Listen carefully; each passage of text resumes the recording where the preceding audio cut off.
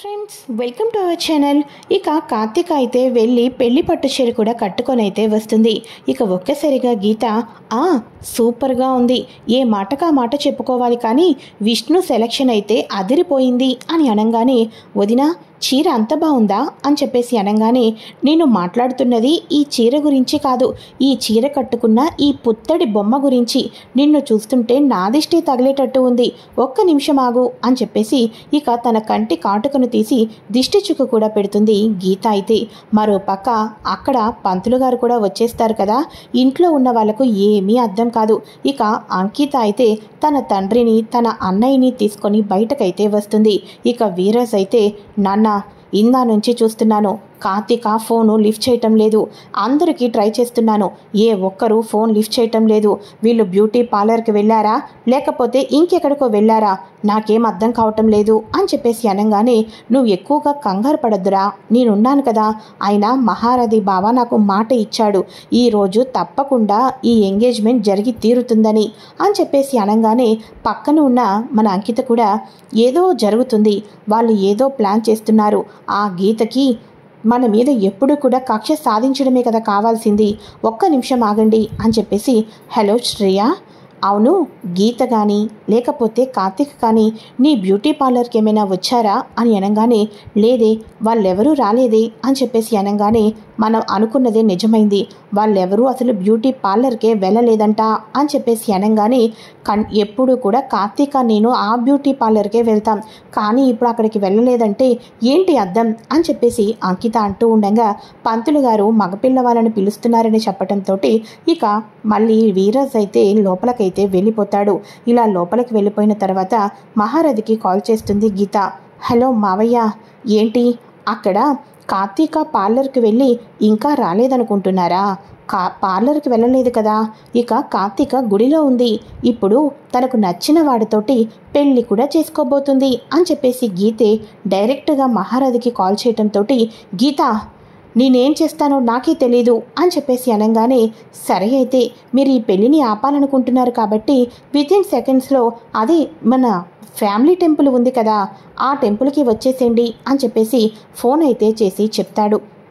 ఇక ఈ గీత అయితే నేను అనుకున్నదే చేసింది, ఈ గీతను ఎట్టి పరిస్థితుల్లో వదలకూడదు, ఇప్పుడు నేను ఏం చేయాలి, ఈ పెళ్ళి ఆగిపోతుంది, ఈ ఎంగేజ్మెంట్ ఆగిపోతుందంటే ఇక బావ నా గతం గురించి అందరికీ చెప్పేస్తాడు, అలా ఎట్టి పరిస్థితుల్లోనూ జరగకూడదు అని చెప్పేసేసి మహారథి ఎంతగానో ఆలోచిస్తూ ఉంటాడు.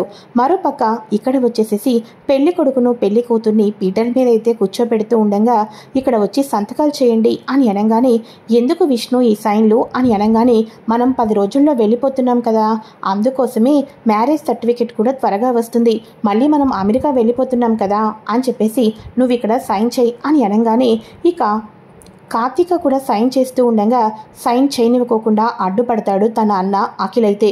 ఎందుకు కంగారు పడుతున్నావు, ఒక్కసారి నువ్వు ఆలోచించు, ఇక నాన్న నిన్ను ఎంత అల్లారు ముద్దుగా పెంచాడో మర్చిపోయావా, నాన్నకు చెప్తే నాన్న సమక్షంలో పెళ్లి జరిగితే బాగుంటుందని నేను అనుకుంటున్నాను అని అనగానే, అన్నయ్య నీకేమైనా పిచ్చా, నువ్వు నన్ను ఇంత దాకా తీసుకొని వస్తే నా ప్రేమకు సపోర్ట్ చేసి విష్ణుతో నా పెళ్లి జరిపించడం నీకు ఇష్టమేమో అనుకున్నాను, కానీ ఈ చెల్లెల సంతోషం నీకు ఇష్టం లేదన్నమాట అని అనగానే, నాకు ఈ పెళ్లి జరగటం ఇష్టమే, కాకపోతే నాన్నకు చెప్పి చేయించుకుందాం అని అంటున్నాను, ఒక్కసారి ఆలోచించు అని అనగానే, అసలు ఈ గొడవంతా నాకు వచ్చేది కాదన్నయ్యా, నీ కారణం చేతే, నువ్వు ఈ పక్కన ఉన్న గీతా వదిన మెడలో 3 ముళ్ళు వేయకపోతే నీ పెళ్ళి అంకితతో జరిగిపోయేది, అప్పుడు ఏ ప్రాబ్లం ఉండేది కాదు, నీ పెళ్ళి జరగనంద మూలానే కదా, నీ మూలానే కదా ఇప్పుడు ఆ పరమ దుర్మార్గుడైన ఇక వీరాజ్కి ఇచ్చి నాన్న నన్ను పెళ్లి చేయాలి అనుకుంటున్నారు, నువ్వు చెప్పినట్టుగా నాన్నకు నచ్చ చెప్పి పెళ్లి చేసుకోవటం నాకు ఇష్టమే, కానీ నాన్న బ్లైండ్గా విరాజ్కి ఇచ్చి నన్ను పెళ్లి చేయాలి అనుకుంటున్నారు,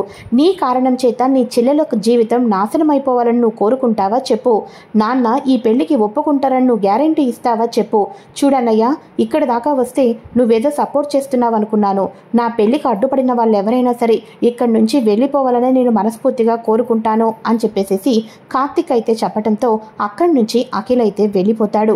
పర్వాలేదే, చెల్లెల గురించి పిచ్చిపోతున్నాడంటే ఈయనలో మార్పు మొదలైందన్నమాట అని చెప్పేసి గీత అయితే అనుకుంటూ ఉంటుంది. ఇక పంతులు గారు మంత్రాలు చదువుతూ ఉండగా వీళ్ళ ఇద్దరైతే కళ్యాణం పనులు అయితే ప్రారంభం కాబోతూ ఉంటాయి. మరోపక్క బావగారు అంటే అంటామంటారు కానీ ఏం జరుగుతుంది? పెళ్లి కొడుకు వచ్చి ఎంతసేపు అయింది, పెళ్లి కూతురు పార్లర్ నుంచి రాకపోవడం ఏంటి అని అనగానే అసలు ఈ ఎంగేజ్మెంట్ జరుగుతుందా లేదా చెప్పండి బావగారు అని చెప్పేసి వీరస్ వాళ్ళ నాన్న అడగంగానే ఈ ఎంగేజ్మెంట్ జరుగుతుంది బావగారు, జరిగి తీరుతుంది. ఏంటి మీకు కార్తీక కనిపించడం లేదనే కదా ఈ బాధంతా? పార్లర్కి వెళ్ళిన కార్తీకను నేను దగ్గరుంచి తీసుకుని వస్తాను, నా మీద మీకు నమ్మకం ఉంది కదూ అని చెప్పేసి ఇక వెంటనే మహారథి బయలుదేరుతూ ఉండగా తన భార్య ఈయనకు ఏదో తెలిసిపోయినట్టు ఉంది, అందుకోసమే ఇంత వేగంగా బయలుదేరుతున్నాడు, ఒక్క నిమిషం ఆగండి, నేను కూడా మీతో పాటు వస్తాను అని చెప్పేసి ఇక తిను కూడా వెళ్ళి కారులో అయితే కూర్చుంటుంది. ఇలా కారులో వీళ్ళు వెళ్తూ ఉంటారు. ఇక వెంటనే మహారథి అఖిల్కి కాల్ చేసి ఎరా అఖిల్ ఎక్కడున్నావు అని అంటూ ఉంటే నాన్న అది అది అని కంగారు పడిపోతూ ఉంటే నాకు తెలుసురా, కార్తీక నీ పక్కన లేదు అని చెప్పేసి కార్తీక ప్రేమించిన వాడిని పెళ్లి చేసుకోబోతుందంట, కాబట్టి నువ్వు అర్జెంటుగా మన ఫ్యామిలీ టెంపుల్ దగ్గరికి వెళ్ళు, మేము కూడా దగ్గరలోనే ఉన్నాం, వచ్చేస్తున్నాం, ఆ పెళ్లి ఎట్టి పరిస్థితుల్లోనూ జరగకూడదు, వెళ్ళరా వెళ్ళు అని అనగానే ఓకే నాన్న, అలాగే నాన్న అని చెప్పేసి అఖిల్ అయితే నాన్న వచ్చేస్తున్నాడు, ఈ పెళ్లి ఎట్టి పరిస్థితుల్లోనైనా జరగాలి అని చెప్పేసి అఖిల్ అయితే వెళ్తూ ఉంటాడు. ఏవండి గుడిలో పెళ్లి జరుగుతుందని అసలు మీకెవరు చెప్పారండి అని అనగానే ఇంకెవరు చెప్పారు, గీతే కాల్ చేసి చెప్పింది అని చెప్పడంతో ఒక్కసారిగా భార్య అయితే ఆశ్చర్యపోతుంది.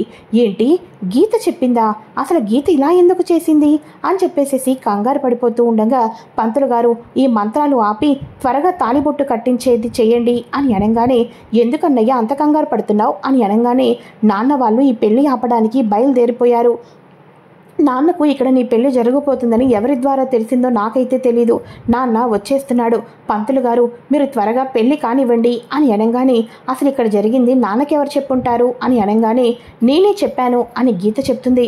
వదినా నువ్వు చెప్పడం ఏంటి అని చెప్పేసి అనగానే దానికి కూడా ఒక కారణం ఉంది, పంతులు గారు ముందు మీరు మంత్రాలు త్వరగా చదవండి అని చెప్పేసి అనగానే పంతులు గారు మంత్రాలు చదువుతారు. ఈ లోపల కారు అయితే గుడి దగ్గర ఆగుతుంది. కారు గుడి దగ్గర ఆగేసరికల్లా కూడా ఇక పరుగు పరుగున వెళ్తూ ఉంటే ఇక వెంటనే పంతులు గారు మంగళసూత్రం ఇచ్చి మాంగళ్యం తంతునానేనా మమ జీవన ఏతునా అని చెప్పేసి కరెక్ట్గా మంత్రాలు అయితే చదువుతూ ఉంటారు. ఆ మంత్రాలు చదువుతూ ఇక విష్ణు కార్తీక మెడలో 3 ముళ్ళు వేస్తూ ఉండగా అప్పుడే పైకైతే వచ్చి 3 ముళ్ళు వేస్తున్న తన కూతురు కళ్యాణాన్ని కనులారా వీక్షిస్తారు ఇక ఈ మహారథి తన భార్య కూడా. ఇక వెంటనే కరెక్ట్ టైంకి వచ్చారు మావయ్య గారు, వచ్చి మీ కూతుర్ని అల్లుణ్ణి అక్షింతలు వేసి ఆశీర్వదించండి అని చెప్పేసి అక్షింతలతో దగ్గరకైతే వెళ్తుంది. ఒక్కసారిగా మహారథి అక్షింతల ప్లేట్లను గట్టిగా అయితే విసిరి కొడతాడు. ఆ అక్షింతలన్నీ కూడా తాళి కట్టేసిన ఈ దంపతుల మీద పడటంతో ఇక అక్షింతలు వేసి దీవించినట్టుగానే ఇక మన కార్తీక కూడా సంతోషపడుతుంది. ఇక వెంటనే పెళ్ళి అయిపోయింది. కార్తీక ఇప్పుడు నీకు సంతోషమేనా? నా పెళ్ళి అమ్మా నాన్నల సమక్షంలో జరగటం లేదని బాధపడ్డావు, కానీ ఇప్పుడు వాళ్ళ సమక్షంలోనే నీ పెళ్ళి జరిగింది, ఇక అక్షింతలు కూడా ఆశీర్వదించినట్టుగా అనిపించింది అని అనగానే అవును వదినా అవును అని చెప్పేసి అనగానే ఇప్పుడు అర్థమైందా మావయ్యకి ఎందుకు కాల్ చేసి ఇక్కడికి రమ్మని చెప్పి అన్నానో అని చెప్పేసి అనగానే గీత నిన్ను వదిలిపెట్టను, నా కూతురికి అక్కడ ఎంగేజ్మెంట్ జరుపుతూ ఉంటే ఇక్కడ నువ్వు డైరెక్ట్గా పెళ్లి చేస్తావా పెళ్ళి అని అనగానే నాన్న ముందు ఈ విషయాన్ని ఇక్కడితో ఆపండి, ఇక చెల్లెల పెళ్ళి ఎప్పుడైనా చేయాల్సిందే, కానీ చెల్లెల పెళ్ళిని మనం ఒక మంచి వ్యక్తికి ఇచ్చి పెళ్లి చేయాలి అనుకుంటాం కదా, ఇక చెల్లెలకి వాడు దుర్మార్గుడు అని చెప్పేసి అర్థమైపోతుంది, అందుకోసమే తన జీవితాన్ని ముందుకు తీసుకొని వెళ్ళింది, అదే ఒక మీరు మంచి సంబంధం చూసినట్లయితే చెల్లెలు ఈ పని చేసి ఉండేది కాదేమో అని చెప్పేసి అంటూ ఉండగా ఇక వెంటనే ఏంటి నువ్వు మాట్లాడుతున్నావా అని అనగానే పెళ్ళి అయిపోయింది కదా నాన్న, ఇక మనం ఏమీ చెయ్యలేము అని చెప్పేసి అనగానే పెళ్ళి అయిపోయినందు కాదు, ఈ పెళ్ళి ఎలా అవుతుందో నేను చూస్తాను అని మెడలో ఉన్న మంగళసూత్రాన్ని ఇసిరి కొట్టేసేసి ఇక కార్తీకను తనతో పాటు తీసుకొని వెళ్ళి అక్కడ విరాస్తో ఎలాగైనా ఎంగేజ్మెంట్ చేయించాలని చెప్పేసేసి ఇక వాళ్ళ మహారాధి అయితే అనుకుంటూ కూతురు మెడలో ఉన్న మంగళసూత్రాన్ని గట్టిగా పట్టుకోవటంతో ఒక్కసారిగా మహారథి చేతిని ఒక పక్క కార్తీక మరో పక్క కూతురు గీత ఇద్దరూ కూడా గట్టిగా అయితే చేతిని పట్టుకుంటారు. ఇక వెంటనే ఆడవాళ్ళు ఎంత కష్టాన్నైనా ఎంత బాధనైనా దిగమింగుకుంటారు. కానీ తన మెడలో మంగళసూత్రం మీద చెయ్యి వేస్తే కూతురు కానీ కోడలు కానీ ఏ ఆడపిల్ల కూడా ఊరుకోదు, శివంగిలాగా ముందుకు ఎగురుతుంది అని చెప్పేసి గీత చెప్పటంతో భయపడిపోయిన మహారథి తాలిబొట్టు మీద చెయ్యేసి వదిలేయటం జరుగుతుంది. ఈ రకంగా అయితే గీత తెలివితేటలతో పెళ్ళి అయితే జరిపించేస్తుంది. మరి కార్తీకకు పెళ్ళి అయిపోయిందని చెప్పేసి తెలుసుకుంటారు కదా అక్కడ అంకిత వాళ్ళ ఫ్యామిలీ అంతా కూడా. ఇక విరాజ్ వాళ్ళ నాన్న మహారథి యొక్క గతాన్ని ఏ రకంగా బయట పెట్టబోతున్నాడు, నెక్స్ట్ కథలో ఎటువంటి మలుపులు రాబోతున్నాయి, ఇంకా అఖిల్ కూడా మహారథి మాటలను మెల్లమెల్లగా ఇక పక్కన పెట్టేసేసి గీత వైపుకే అడుగులు వేస్తున్నాడని ఇక గీతకు కూడా నిదానంగా అర్థమవుతుంది. ఈయనలో మార్పు స్టార్ట్ అయింది కాబట్టి పరిపూర్ణమైన భర్తలాగా కూడా త్వరలోనే మారబోతున్నాడు, మార్చి తీరుతాను కూడా అని చెప్పేసి గీత అయితే అనుకుంటూ ఉంటుంది. ఇది ఫ్రెండ్స్ లేటెస్ట్ ఎపిసోడ్.